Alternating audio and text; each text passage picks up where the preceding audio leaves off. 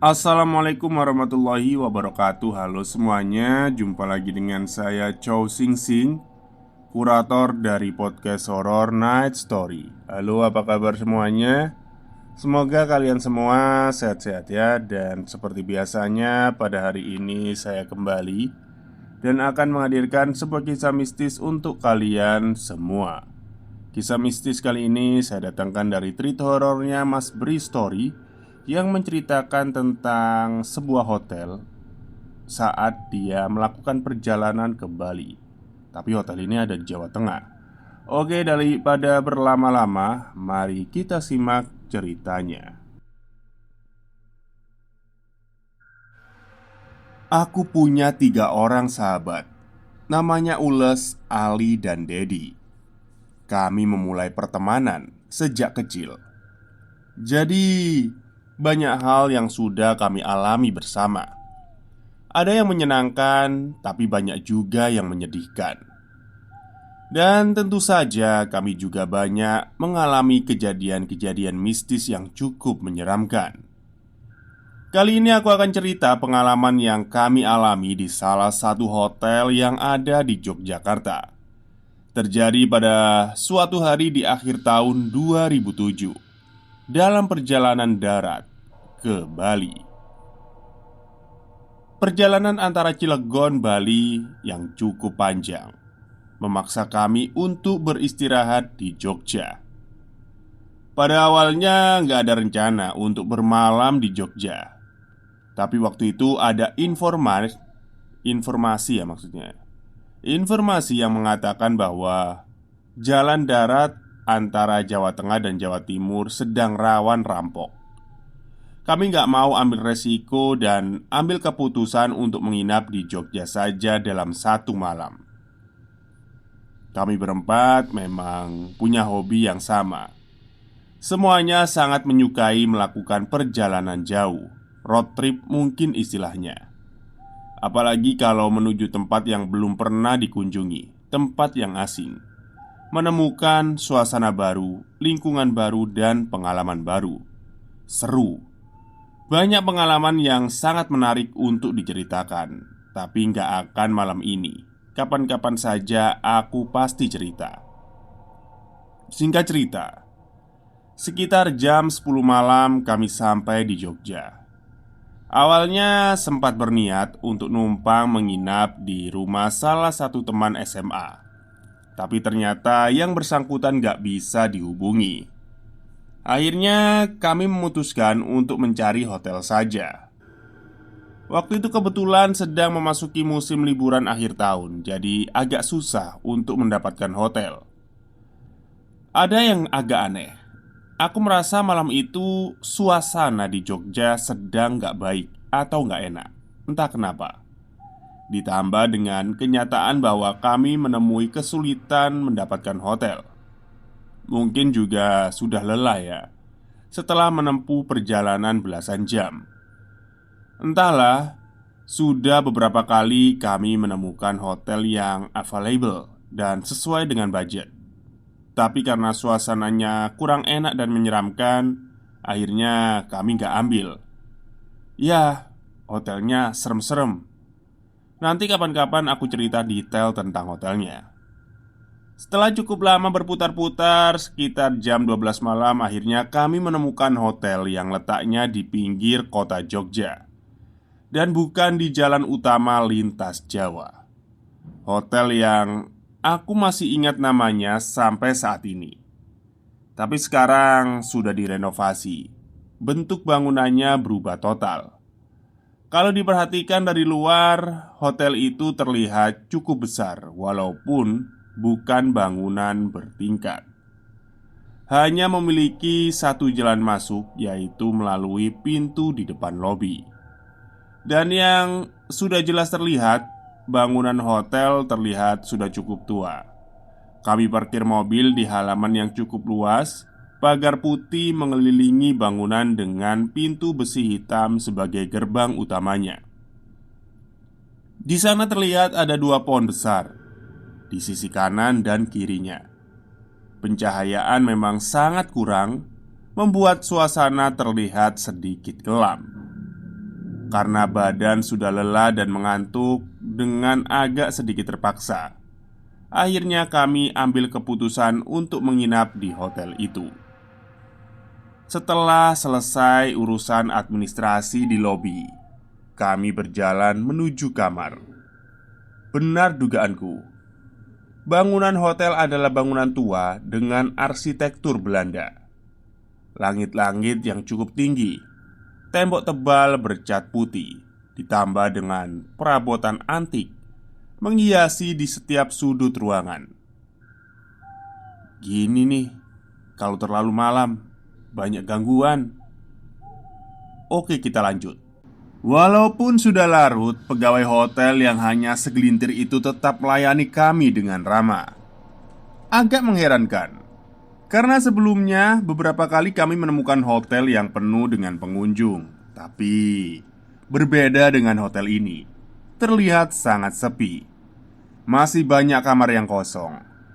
Lokasi kamar terletak sekitar 50 meter dari lobi. Cukup jauh karena memang berada pada paling ujung bangunan ini.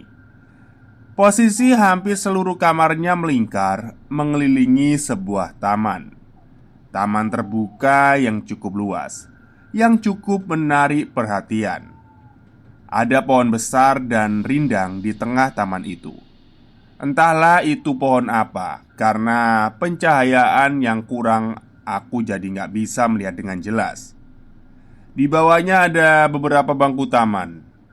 Lorong yang kami lalui hanya dibantu dengan penerangan seadanya. Lantainya berlapis, porselen tipe zaman dulu. Sepanjang jalan, tiang-tiang kayu berbentuk persegi menyangga atap yang menjadi satu kesatuan. Beberapa saat kemudian kami pun sampai.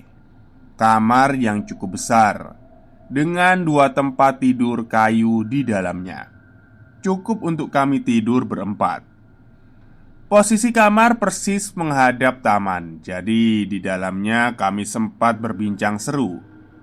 Sebelum akhirnya lelah dan kantuk memaksa untuk kami tidur. Sialnya, aku malah masih segar, gak ngantuk sedikit pun. Mungkin karena minum 2 gelas kopi sebelumnya. Sedangkan Ules, Ali, dan Dedi sudah pada posisi molornya. Seperti yang aku ceritakan di awal tadi, suasana Jogja malam itu terasa nggak nyaman. Aku nggak tahu kenapa ya. Ketika kami sudah berada di dalam kamar pun keadaan tetap sama. Suasananya nggak enak, agak mencekam. Perasaanku mengatakan demikian.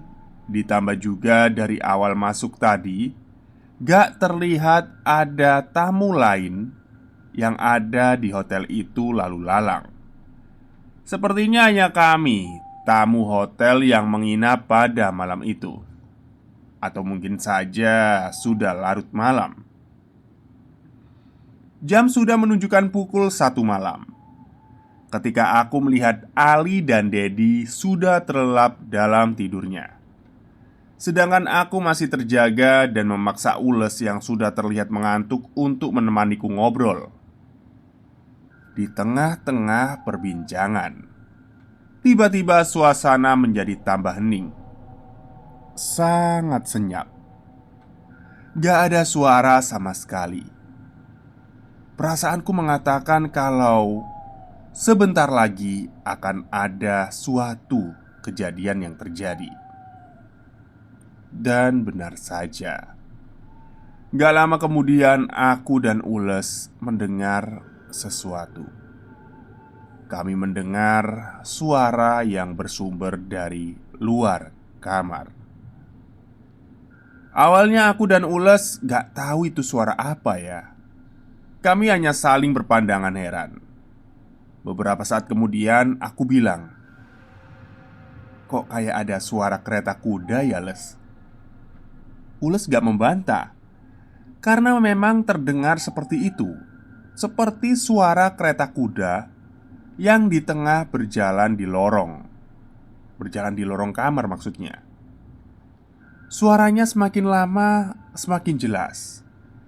Terdengar seperti berjalan dari seberang taman ya maksudnya ya, dan mengarah ke mendekati kamar. Ules sempat berniat untuk membuka tirai dan melihat keluar, tapi aku mencegahnya dan menyarankan untuk tetap diam di dalam kamar saja dan menunggu. Aku merinding. Suara kereta kuda itu terdengar sangat jelas. Suasana waktu itu benar-benar mencekam. Oh ya, secara logika, kereta kuda nggak mungkin bisa masuk ke dalam lingkungan hotel, karena pintu masuk hotel hanya bisa dilewati oleh manusia. Kendaraan apapun gak akan bisa lewat karena pintunya kecil. Terus, kenapa tiba-tiba ada kereta kuda melintas di lorong depan kamar kami? Terdengar dari suaranya, kereta kuda itu sudah tepat berada di depan kamar dan berhenti. Refleks aku langsung mematikan lampu. Suasana kembali hening, tapi suara nafas dan ringkihan kuda terdengar sangat jelas. Mencekam karena aku dan Ules yakin kalau itu bukan kereta kuda biasa. Dari tirai jendela kamar terlihat bayangan yang berbentuk siluet dua kepala kuda bergerak-gerak yang sedang berdiri di luar. Aku dan Ules hanya terdiam, gak berani berucap apa-apa. Suasana benar-benar mencekam. Tapi sekitar 20 atau 30 detik kemudian, kereta kuda itu terlihat kembali mulai berjalan. Berjalan pelan menjauhi kamar. Kemudian suaranya terdengar menjauh.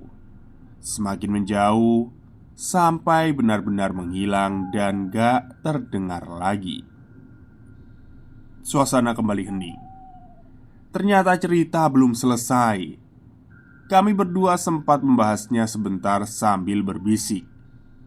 Setelah itu Ules ngantuk berat dan gak lama kemudian terlihat dia terlelap. Sementara aku masih belum ngantuk juga. Sudah pukul 1:30. Dan di keheningan malam itu, aku hanya bisa melamun gak jelas, menunggu kantuk yang gak kunjung datang. Perasaan mengatakan kalau sesuatu akan terjadi sekali lagi. Suasana makin gak enak. Dan benar, dalam posisi rebahan terlentang di atas tempat tidur, aku melihat pintu kamar yang letaknya ada di sisi kiri tiba-tiba terbuka dengan sendirinya. Terbuka perlahan, dan aku kaget melihatnya. Tambah kaget lagi setelah pintu kamar benar-benar terbuka. Kenapa aku kaget? Karena aku melihat seorang ibu setengah baya yang sedang berdiri diam di depan pintu menghadap ke dalam kamar. Ibu itu berkebaya khas Jawa, lengkap dengan sanggulnya. Aku gak bisa berbuat apa-apa saat itu. Badanku kaku, gak bisa bicara atau teriak sama sekali. Seperti terhipnotis. Jantungku semakin berdegup kencang, gak karuan, ketika tiba-tiba wanita itu menolehkan wajahnya ke arahku dan tersenyum. Dalam ketakutan yang amat sangat, aku masih bisa tersenyum balik. Jarak kami berdua hanya sekitar 4 meter. Kemudian beberapa detik, beliau mulai berjalan secara perlahan masuk ke dalam kamar kami. Tapi langkahnya seperti melayang. Dan benar, aku melihat kakinya gak menyentuh tanah. Berjalan ke arah toilet yang letaknya ada di sisi kanan.